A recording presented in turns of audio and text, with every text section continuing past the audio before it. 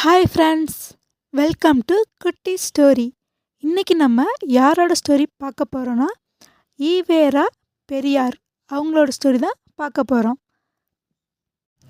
ஈரோடு வெங்கடப்ப ராமசாமி பெரியார் அவர்கள் ஈரோட்டில் செப்டம்பர் 14, 1879 அன்னைக்கு பிறக்கிறாங்க. அவங்க பிறந்தனால சமூக நீதி நாளாக இன்னும் நம்ம கொண்டாடிட்டு இருக்கோம். பெரியாரோட அப்பா வெங்கட் நாயக்கர் ரொம்ப வசதியான வணிக தொழில் செய்கிறவங்க. அவங்களோட அம்மா முத்தம்மாள் என்கின்ற சின்ன தாயம்மாள். பெரியார் கூட பிறந்தவங்க 3 பேர். கிருஷ்ணசாமி, கண்ணம்மா, பொண்ணுத்தாயி. இவங்களுக்கு தமிழ், தெலுங்கு, கன்னடம் அப்படின்னு 3 மொழி தெரியும். பெரியார் அவங்க 5th வரைக்கும் தான் ஸ்கூல் போகிறாங்க. அதுக்கு மேலே ஸ்கூல் போக படிக்கிறதுக்கு இன்ட்ரெஸ்ட் இல்லாதனால ஸ்கூல் போகிறத ஸ்டாப் பண்ணிடுறாங்க. அவங்களோட 12 வயசில் அவங்க அப்பா கூட வேலைக்கு போகிறாங்க. அவங்க அப்பா கூட சேர்ந்து வணிக தொழில் செய்கிறாங்க. பெரியார் அவங்களோட அப்பா ஒரு வைணவ பண்டிதர்கிட்ட அவர் சொல்கிற அறிவுரையெல்லாம் கேட்க சொல்லி பெரியாரை அனுப்பி வைக்கிறாங்க. பெரியாரும் போகிறாங்க. அந்த வைணவ பண்டிதர் புராண கதைகள், புராண இலக்கிய உபதேசம் அதெல்லாம் நிறையா சொல்கிறாங்க. அது எல்லாத்தையும் ஆர்வமாக பெரியார் கேட்குறாங்க.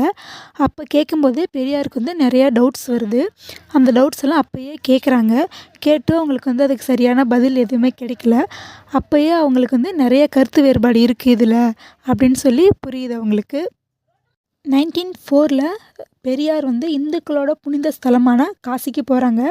காசி விஸ்வநாதரை தரிசிக்கிறதுக்காக போகிறாங்க.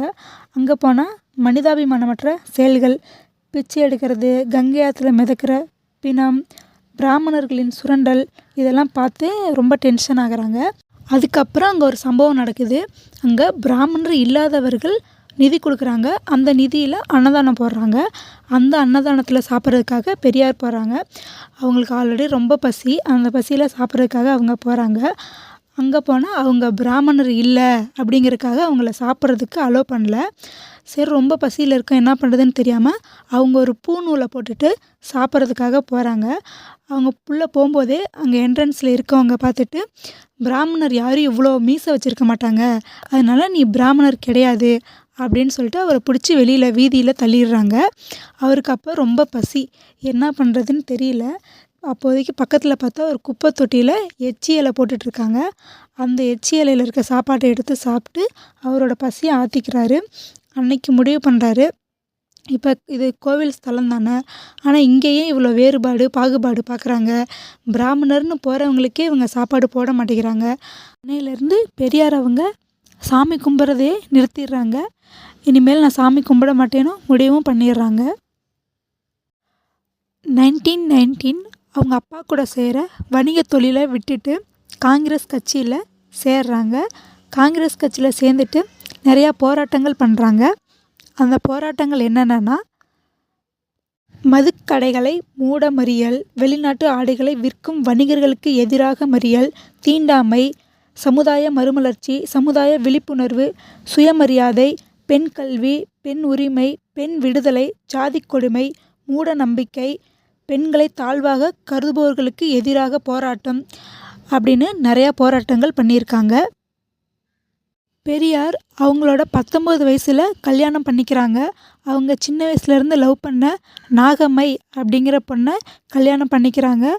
அவங்க கல்யாணத்துக்கு அப்புறம் பெரியார் பண்ணுற எல்லா போராட்டத்துக்கும் ஃபுல் சப்போர்ட்டாக நாகம்மை இருக்காங்க. அவங்க பண்ணுற போராட்டத்துக்கும் கூட சேர்ந்து இவங்களும் போய் போராட்டத்தில் கலந்துக்கிறாங்க. இவங்களுக்கு கல்யாணம் ஆகி 2 வருஷத்துக்கு அப்புறம் இவங்களுக்கு ஒரு பெண் குழந்தை பிறக்குது. அந்த குழந்தை 5 மாதத்தில் இறந்து போயிடுது. 1924 கேரளாவில் இருக்க வைக்கம் அப்படிங்கிற இடத்துல தலித் மக்கள், அதாவது தாழ்த்தப்பட்டவர்கள், அது மாதிரி இருக்கவங்கள கோவிலுக்குள்ளே வரக்கூடாது, கோவில் இருக்க வீதியில் நடக்கக்கூடாது அப்படின்னு சொல்கிறாங்க. அதை எதிர்த்து பெரியார் போராட்டம் நடத்துகிறாங்க. இந்த போராட்டத்தில் பெரியார், நாகம்மை, இன்னும் நிறைய பேர் கட்சி சார்ந்தவர்கள், வெளிநாட்டில் இருக்கவங்க, இன்னும் நிறைய பேர் அந்த போராட்டத்துக்கு சப்போர்ட் பண்ணுறாங்க. நிறைய பேர் போராட்டத்தில் கூட இருக்காங்க. அந்த போராட்டம் நடந்துகிட்டு இருக்கும்போது பெரியாரை அரெஸ்ட் பண்ணிடுறாங்க, ஜெயிலுக்கும் போயிடுறாங்க. அப்புறம் அந்த போராட்டம் நடந்து முடியுது. அந்த போராட்டத்தில் பெரும் பங்கு வைத்தவர் பெரியார் தான். அந்த போராட்டம் நடந்து முடிஞ்சதுக்கப்புறம் அவரை வைக்கம் வீரர் அப்படின்னு சொல்லிட்டு எல்லாம் கூப்பிட ஆரம்பித்தாங்க. 1927 டிசம்பர் 18 அன்னைக்கே குடியரசு அப்படிங்கிற ஒரு பத்திரிக்கையோட ஆசிரியர் ஈவே ராமசாமி நாயக்கர் அப்படின்னு ஒரு பத்திரிக்கையை வெளியிடுறாங்க. அப்புறம் டிசம்பர் 25 அன்னைக்கே நாயக்கருங்கிற பட்டத்தை நீக்கி பத்திரிக்கையை மறுபடியும் வெளியிடுறாங்க. அப்போ ஏன்னு கேட்கும்போது அவங்க நாயக்கருங்கிற பேர் வருது, அவங்களோட பெருமையை குறைச்சிரும் அப்படின்னு சொல்லியிருக்காங்க. அப்போ ஓகே, அப்போ அவர் பின்னாடி ஏதாவது ஒரு பட்டம் வரணும்ல அப்படின்னு சொல்லிட்டு பெரியார் அப்படிங்கிற பட்டம் அன்னைக்கு தான் வந்து கொடுக்குறாங்க பெரியாருக்கு. பெரியாருக்கு குழந்தை இல்லாத காரணத்தால் பெரியாரோட அண்ணன் பையன் சம்பத் அப்படிங்கிறவங்கள பெரியாருக்கு அப்புறம் கட்சியில் வந்து பதவி வகிக்கிறதுக்கும் அவங்க சொத்துக்கு உரிமையாக இருக்கிறதுக்காகவும் அவங்கள்ட்ட கேட்குறாங்க. ஆனால் அவங்க அப்பா அண்ணாதுரை அப்படிங்கிறவங்கள சீடனாக இருந்தனால அவங்க அதை மறுத்துடுறாங்க. அதனால அந்த சொத்துக்கு அவர் பதவிக்கு எல்லாத்துக்கும் ஒரு ஆள் வேணும் அப்படிங்கிறதுக்காக அவரோட 70 வயசில் 32 வயசான மணியம்மை அப்படிங்கிற பொண்ணை மேரேஜ் பண்ணிக்கிறாங்க. அவங்க அந்த கட்சி சொத்து எல்லாத்துக்கும் பாதுகாப்பாக இருக்காங்க. பெரியார் அவங்க நிறைய புக்ஸ் எழுதியிருக்காங்க. அதில் சில புக்ஸ் வந்து மறைக்கப்பட்டு இருக்குது. அது என்ன புக்குன்னு இன்னும் யாருக்கும் தெரியல. 1973 டிசம்பர் 24 அன்னைக்கு தன்னோட 94வது வயசில் உடல்நலக்குறைவால் வேலூரில் இருக்க சிஎம்சி ஹாஸ்பிட்டலில் சிகிச்சை பலனின்றி உயிரிழந்தார் பெரியார். இந்த வீடியோ உங்களுக்கு ரொம்ப யூஸ்ஃபுல்லாக இருக்கும்னு நம்புகிறேன். இது மாதிரி இன்னும் நிறைய வீடியோ பார்க்க நம்ம சேனலை சப்ஸ்கிரைப் பண்ணிக்கோங்க. தேங்க்ஸ் ஃபார் வாட்சிங்.